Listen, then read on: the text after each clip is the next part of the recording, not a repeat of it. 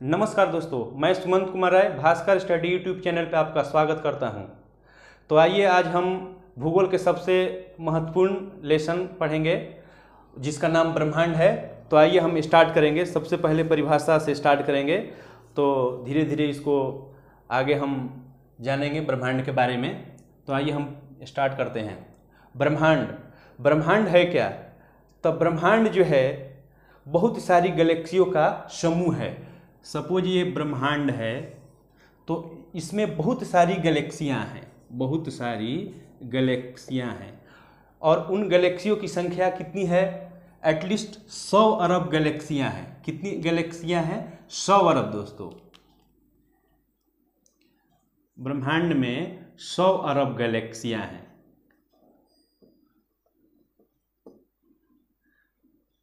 कितनी? 100 अरब गैलेक्सियां हैं और प्रत्येक गैलेक्सियों में लगभग 100 अरब तारे हैं। तो आपसे कोई क्वेश्चन पूछेगा कि ब्रह्मांड क्या है, तो आपको डायरेक्ट यही डिफिनीशन देना है, यही परिभाषा बोलना है कि ब्रह्मांड जो है वो गैलेक्सियों के समूह को हम ब्रह्मांड कहते हैं। और ब्रह्मांड को हम जिस साइंस के अंदर हम पढ़ते हैं उसको हम क्या कहते हैं? उसको हम दोस्तों कहते हैं ब्रह्मांड विज्ञान। ब्रह्मांड को एक और नाम से भी जाना जाता है, कोस्मोस के नाम से भी जाना जाता है। कोस्मोस जिसका अर्थ होता है सुव्यवस्था। जिसका अर्थ क्या होता है दोस्तों? सुव्यवस्था। कोस्मोस का अर्थ होता है सुव्यवस्था। और ब्रह्मांड को जिस शाखा के अंतर्गत हम अध्ययन करते हैं उस शाखा को क्या कहते हैं? ब्रह्मांड विज्ञान, अर्थात क्या? कोस्मोलॉजी। ब्रह्मांड विज्ञान अर्थात कोस्मोलॉजी। आपसे कोई क्वेश्चन पूछेगा कि ब्रह्मांड को किस शाखा के अंतर्गत पढ़ते हैं, तो आपको आंसर डायरेक्ट यही बोलना है कि कोस्मोलॉजी अर्थात ब्रह्मांड विज्ञान। और इसके बारे में यहाँ देख रहे हैं कि उत्पत्ति के सिद्धांत में, ब्रह्मांड के उत्पत्ति के सिद्धांत में 3 रूल्स आए थे। एक तो महाविस्फोटी सिद्धांत जिसको बिग बैंग थ्योरी के नाम से भी जानते हैं, और दूसरा साम्यावस्था सिद्धांत, और तीसरा दोलन सिद्धांत। तो ये जो 2 है, साम्यावस्था सिद्धांत थॉमस गोल्ड एवं हमिंगबर्डी ने दिए थे, और तीसरा जो रूल्स है दोलन सिद्धांत जो उत्पत्ति के सिद्धांत में नियम आए थे, डॉक्टर एलन सैंडेज ने दिए थे। ये उतना महत्वपूर्ण नहीं है तो हम इसके बारे में उतना नहीं पढ़ेंगे। सबसे महत्वपूर्ण क्या है? महाविस्फोटी सिद्धांत अर्थात बिग बैंग थ्योरी, जो ये बेल्जियम के खगोलज्ञ जॉर्ज लेमेंटियर ने दिए थे। कब दिए थे दोस्तों? 1894 से 96 के बीच में दिए थे। बाद में 1967 में वेगनियर जो थे इसको विस्तृत व्याख्या किए थे। तो चलिए आगे जानेंगे। ब्रह्मांड में बहुत सारी गैलेक्सियां हैं, तो हमारी पृथ्वी भी जो है इन गैलेक्सियों का एक समूह है जिसका नाम क्या है दोस्तों? उसको हम दूध मेखला। हमारी पृथ्वी जो है जिस गैलेक्सी का समूह है उसको दूध मेखला। हमारी पृथ्वी जो है किसका? दूध मेखला अर्थात मिल्की वे गैलेक्सी में हमारी पृथ्वी जो है, मिल्की वे गैलेक्सी में हमारी पृथ्वी है, और जिसको दूध मेखला भी कहते हैं। दूध मेखला भी कहते हैं। तो हमारी गैलेक्सी का क्या नाम है दोस्तों? कोई आपसे कोई क्वेश्चन पूछेगा कि हमारी गैलेक्सी जिसमें हम निवास करते हैं, जिसमें पृथ्वी है, उस गैलेक्सी का क्या नाम है, तो उसको हम बोलेंगे मिल्की वे, दूध मेखला या आकाशगंगा।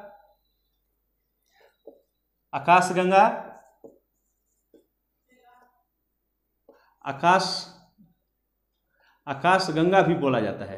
क्यों दोस्तों?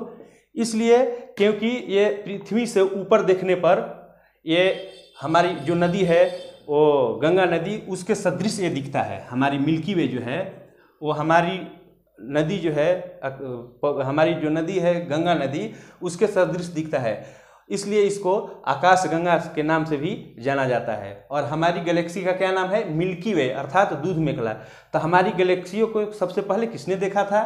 तो आंसर आपको होगा गैलीलियो। गैलीलियो। हमारी गैलेक्सी अर्थात दूध मेखला को सबसे पहले किसने देखा था? तो गैलीलियो देखे थे। और इससे थोड़ा आगे बढ़ेंगे तो क्या आएगा, इससे थोड़ा आगे आएंगे तो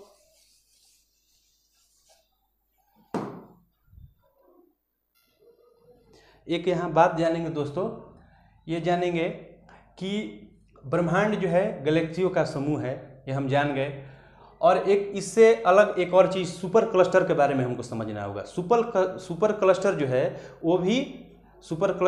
वो भी गैलेक्सियों का समूह ही है। ब्रह्मांड के अंतर्गत वो भी एक सुपर क्लस्टर जो है वो गैलेक्सियों का समूह है। वो उसमें भी बहुत सारे गैलेक्सियां हैं, जिसको हम सुपर क्लस्टर के नाम से जानते हैं। सुपर क्लस्टर, ब्रह्मांड में तो 100 अरब गैलेक्सियां हैं, इसमें 100 अरब नहीं लेकिन कुछ गैलेक्सियां हैं, वो भी बृहद समूह ही है। उसका कोई अभी ये पता नहीं चला है कि कितने उसमें गैलेक्सियां हैं, कितने क्या है, ये पता नहीं चला है। लेकिन एक अमेरिकी शोध के अंतर्गत यह पता चला है कि सुपर क्लस्टर जो है वो भी गैलेक्सियों का समूह है। हमारी पृथ्वी भी एक सुपर क्लस्टर का भाग है, जिसके अंतर्गत मिल्की वे और जिसको हम दूध मेखला के नाम से जानते हैं, उसके अंतर्गत उसका ये परिवार का सदस्य है। तो सुपर क्लस्टर जो है, सबसे बड़ा सुपर क्लस्टर कौन है दोस्तों? तो सरस्वती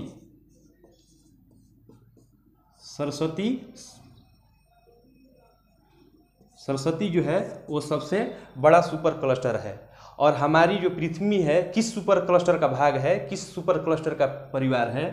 तो वो जो हमारी पृथ्वी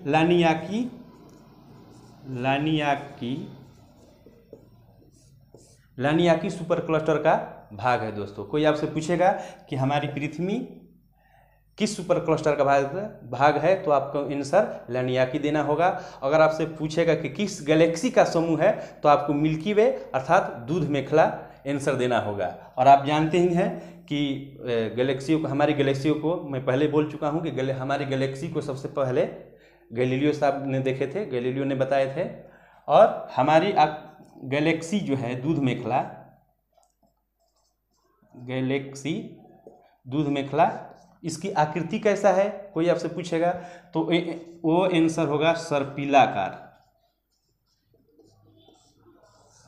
सर्पिलाकार। अधिकांश गैलेक्सियों का आकार सर्पिलाकार ही होता है। एटलीस्ट 80% गैलेक्सियों का जो है वो आकार सर्पिलाकार ही है।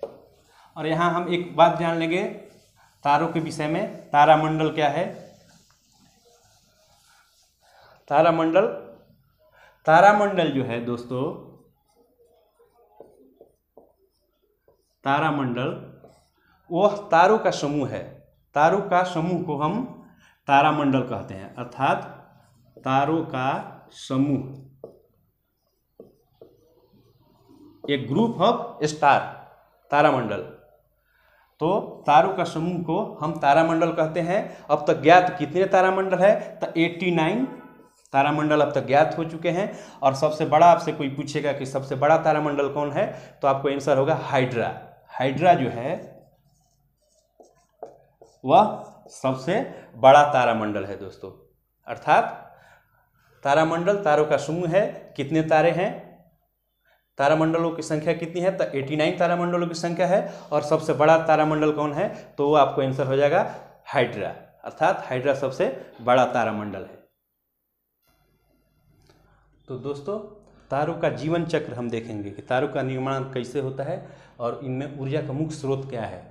तो आप यहाँ देख रहे हैं कि तारों में मुख्य रूप से हाइड्रोजन और हीलियम होते हैं और अदर 2.5।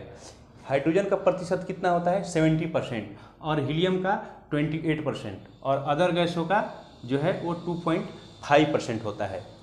तो यहाँ हम जानेंगे कि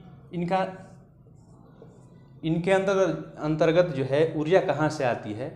तो तारों में जो है ऊर्जा नाभिकीय संलयन से आता है, अर्थात हाइड्रोजन के 2 छोटे अणु मिलकर भारे नाभिक वाले हीलियम परमाणु का निर्माण करते हैं और ऊर्जा मुक्त करते हैं। ये क्रिया नाभिकीय संलयन होता है, नाभिकीय संलयन होता है। अर्थात जो है ऊर्जा जो है तारों में मुख्य रूप से नाभिकीय संलयन से होता है। यहाँ हम समझ गए। और तारों का जीवन चक्र हम समझेंगे, तारों का निर्माण कैसे होता है। तो हमारी ऑलरेडी हम पहले पढ़ चुके हैं कि ब्रह्मांड में बहुत सारी गैलेक्सियाँ हैं, तो गैलेक्सियों को ही तारों का जो है वो जन्म स्थान कहा जाता है। अर्थात तारों का निर्माण कहाँ होता है, तो गैलेक्सियों के अंदर। गैलेक्सियाँ जो होती है वो परस्पर घूमते रहती है, तो उनके घूर्णन से हाइड्रोजन के बादल बनने प्रारंभ हो जाते हैं। तो उन बादलों को हम स्टेलर नेबुला कहते हैं। उसको हम क्या कहते हैं, स्टेलर नेबुला, नेबुला।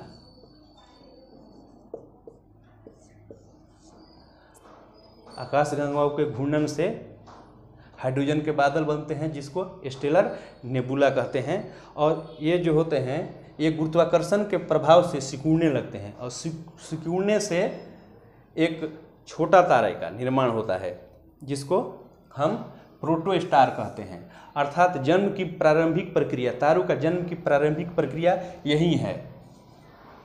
अर्थात इसको भ्रूण भी कह सकते हैं, तारों का ये भ्रूण है।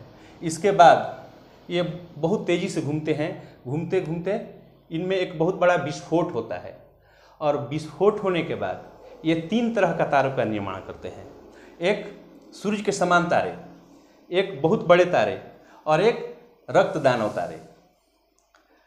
बाद में ये सूर्य के समान जो तारे हैं वो रक्त दानव में परिवर्तन होते हैं। उनका परिवर्तन रक्त दानव में होता है, जो उनका प्रौढ़ अवस्था है, यंगेस्ट एज। और रक्त दानव जो होते हैं वो हाइड्रोजन के परमाणु जो है हीलियम में चेंज होते होते वह ग्रहीय नेबुला में पहुंचते हैं। लाल रक्त दानव तारे जो है सुपरनोवा में आके विस्फोटित होके नेबुला का निर्माण करते हैं। अर्थात ये इनका प्रौढ़ावस्था है, यंगेस्ट एज, और इनका ये यहाँ मृत्यु हो रहा है। सुपरनोवा में विस्फोट होके ये ग्रहीय नेबुला में इनका मृत्यु हो रहा है, इनको सुपरनोवा में मृत्यु हो रहा है। और ग्रहीय नेबुला में मृत्यु होने के बाद ये काला वामन और श्वेत वामन के रूप में इनका अवशेष बचता है। और इनका सुपरनोवा जो विस्फोटित होके नेबुला इनका अवशेष बचता है। बाद में ये 2 तरह के तारों का निर्माण करते हैं, एक न्यूट्रॉन तारा और एक ब्लैक होल। न्यूट्रॉन तारा से ही बहुत तेज़ी से घूमने वाले तारे को हम न्यूट्रॉन तारा कहते हैं, और बहुत से तेज़ी से घूमने के कारण अति उच्च घनत्व का निर्माण करते हैं, अति उच्च घनत्व का निर्माण करते हैं। और उसी से ब्लैक होल का निर्माण होता है, जहाँ प्रकाश भी गुजर नहीं सकती है। अर्थात ब्लैक होल का निर्माण जो है न्यूट्रॉन तारा से ही होता है। और न्यूट्रॉन तारे के बारे में क्वेश्चन आता है कि न्यूट्रॉन तारा क्या है, तो ये तेजी से घूमने वाले तारे होते हैं। इनको पल्सर तारा, न्यूट्रॉन तारा, पल्सर तारा भी इनको कहते हैं। और श्वेत वामन जो हैं, श्वेत वामन सौरिक द्रव्यमान के, अर्थात सौर्य द्रव्यमान के 1.44 गुना के अंदर रहते हैं, तो वो श्वेत वामन का निर्माण करते हैं। अर्थात 1.44 सौरिक द्रव्यमान के 1.44 गुना के कम रहते हैं, तब श्वेत वामन का निर्माण होता है। और 1.44 से 1.44 के ज़्यादा होता है, तब वो ब्लैक होल का निर्माण करते हैं। और इसी को सौरिक द्रव्यमान के 1.44 गुना को क्या कहते हैं, चंद्रशेखर सीमा। क्यों? क्योंकि इसको चंद्रशेखर सर नहीं देखे थे, और उन्होंने कब बताए, 1930 में इसके बारे में बताए, ब्लैक होल के बारे में और श्वेत वामन के बारे में इन्होंने बताया। ये 1.44 सौरिक द्रव्यमान के सीमा के भीतर रहता है, और ये ब्लैक होल जो है 1.44 सौरिक द्रव्यमान के ये अधिक रहता है, तो वो ब्लैक होल का निर्माण होता है। न्यूट्रॉन तारा अर्थात ब्लैक होल न्यूट्रॉन तारा से ही निर्माण होता है। अत्यंत तेजी से घूमने वाले तारे होते हैं न्यूट्रॉन तारे। तो चंद्रशेखर सर ने इनको बताए थे 1930 में। इसी के लिए इनको 1983 में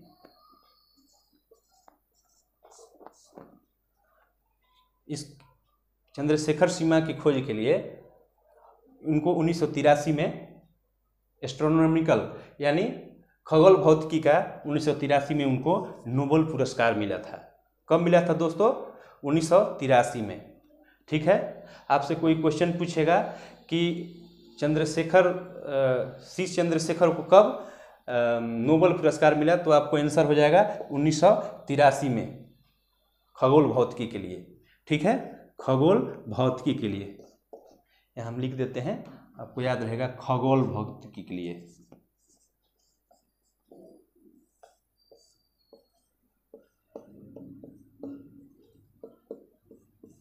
खगोल भौतिकी के लिए इनको नोबेल पुरस्कार मिला था। तो अब इसके आगे हम इसके कुछ इंपॉर्टेंट क्वेश्चन जो एग्जाम में आते हैं वो हम देख लेंगे। तो आइए कुछ महत्वपूर्ण क्वेश्चन देख लेते हैं जो कि एग्जाम में पूछे जाते हैं। सबसे पहले हमारी आकाशगंगा का क्या नाम है? तो मैं पहले ही आपको बता चुका हूं कि हमारी आकाशगंगा का नाम मिल्की वे या दूध मेखला है। हमारी आकाशगंगा जिसमें हम निवास करते हैं, वो हम जिसमें निवास करते हैं उस आकाशगंगा का नाम है दूध मेखला या मिल्की वे। आकाशगंगा जो है, हमारी आकाशगंगा के सबसे नज़दीकी आकाशगंगा यानी मंदाकिनी कौन है? तो देवयानी, या उसको एंड्रोमेंडा भी कहते हैं। उसको देवयानी या एंड्रोमेंडा भी कहते हैं। और उसकी आकृति कैसा है? सर्पिलाकार। तो मैं पहले ही बता चुका हूँ कि अधिकांश गैलेक्सियों का आकार जो है वो सर्पिलाकार ही है। लगभग 80 to 90% वो सर्पिलाकार है। और दूसरा क्वेश्चन आते हैं, नवीनतम ज्ञात सबसे नया ज्ञात मंदाकिनी कौन है? तो वो दोस्तों ड्वार्फ मंदाकिनी है। ये सब क्वेश्चन जो है एग्जाम बेसिस है, तो एग्जाम में ये पूछे जाते हैं। नवीनतम ज्ञात मंदाकिनी कौन है? तो वो ड्वार्फ मंदाकिनी है। और सूर्य के बाद पृथ्वी का सबसे निकटतम तारा वो प्रेक्सिमा सेंचुरी है, जो कि कितना वर्ष दूर है? 4.22 प्रकाश वर्ष। प्रकाश वर्ष क्या है? तो प्रकाश वर्ष दोस्तों वो दूरी का मात्रक है, यानी खगोलीय दूरी जो होती है वो प्रकाश वर्ष और पारसेक ये सब दूरी के मात्रक होते हैं। तो अगर कोई क्वेश्चन आपसे पूछेगा कि पृथ्वी के सबसे निकटतम तारा, तो आपको क्या आंसर आएगा? आपको आंसर सूर्य हो जाएगा। हमारी पृथ्वी के सबसे निकटतम तारा सूर्य है। लेकिन यहाँ क्वेश्चन क्या है कि सूर्य के बाद पृथ्वी का सबसे निकटतम तारा, तो सूर्य के बाद पृथ्वी का सबसे निकटतम तारा प्रेक्सिमा सेंचुरी है, जो 4.22 प्रकाश वर्ष दूर है। प्रकाश वर्ष दूरी का मात्रक है। ठीक है, और हमारी पृथ्वी सहित समस्त सौर परिवार जिस पथ में निवास करते हैं, अर्थात जिस पथ में रहते हैं, उस पथ को क्या कहते हैं? तो उस पथ को हम कहते हैं एरावत पथ। एरावत पथ, उस पथ को हम क्या कहते हैं? एरावत पथ। और एक क्वेश्चन कि सूर्य से सबसे निकटतम तारा, तो वो अल्फा सेंचुरी है। वो अल्फा सेंचुरी है जो कि 4.37 प्रकाश वर्ष दूर है। हालांकि ये जो क्वेश्चन है ये कहीं कहीं किताब में और एग्जाम में भी ये आपको देखने को मिलेगा कि सूर्य के सबसे निकटतम तारा तो अल्फा सेंचुरी। हालांकि अल्फा सेंचुरी जो है वो तारों का समूह है। उस अल्फा सेंचुरी फैमिली का ही ये जो है हमारा प्रेक्सिमा सेंचुरी, अल्फा सेंचुरी समूह का ही ये एक सदस्य है। तो कहीं कहीं ये इसलिए इसको मैं ऐसे अंडरलाइन किया कि सूर्य के सबसे निकटतम तारा जो है अल्फा सेंचुरी। याद रखिए, ऑब्जेक्टिव क्वेश्चन में पूछ दिए जाते हैं, इसलिए इसको याद रखिए, जो कि सूर्य के सबसे निकटतम तारा अल्फा सेंचुरी है और उसका 4.37 प्रकाश वर्ष दूर है। सूर्य से जो है अल्फा सेंचुरी 4.37 प्रकाश वर्ष दूर है। और आकाश में दिखाई देने वाला सबसे चमकीला तारा, तो सबसे चमकीला तारा वो है साइरस, या उसको डॉग स्टार भी कहते हैं। सबसे आकाश में दिखाई देने वाला सबसे चमकीला तारा साइरस या फिर डॉग स्टार भी कहते हैं। और पहले मैं बता चुका हूं कि तारामंडलों की संख्या, ये बहुत क्वेश्चन पूछा जाता है। तारामंडल, तो तारामंडलों की संख्या नवासी, और सबसे बड़ा तारामंडल जो है वो हाइड्रा है। ये बहुत सारे एग्जाम में ये पूछ दिया गया है। ये सारे क्वेश्चन जो है एग्जाम बेसिस है, इसलिए इसको याद रखिए। इसको हो सके तो आप स्क्रीनशॉट ले लीजिए। तो मुझे आशा है कि हमारा ये वीडियो आपको पसंद आएगा। अगर पसंद आए तो आप इसको लाइक कीजिए, शेयर कीजिए, अपने दोस्तों के साथ शेयर कीजिए और बेल आइकन को दबाइए। Thank you. जय हिंद।